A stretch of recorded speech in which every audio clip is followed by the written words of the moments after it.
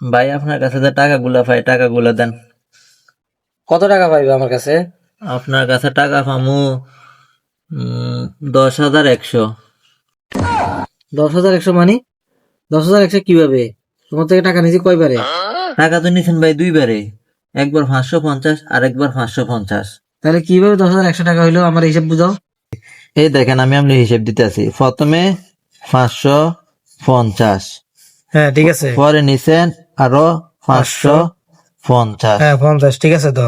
এবার যোগ করে দেখেন, শূন্য শূন্য কত? শূন্য। হ্যাঁ ঠিক আছে। পাঁচে পাঁচে কত? 10। 10। হ্যাঁ ঠিক আবার আছে। পাঁচে পাঁচে কত? 10। 10। তাহলে কত হয়েছে? 10,100।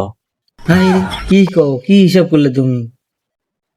আচ্ছা ঠিক আছে, তোমার টাকা আমি এখন পরিশোধ করে দিতেছি। তুমি আমার কাছে পাও কত?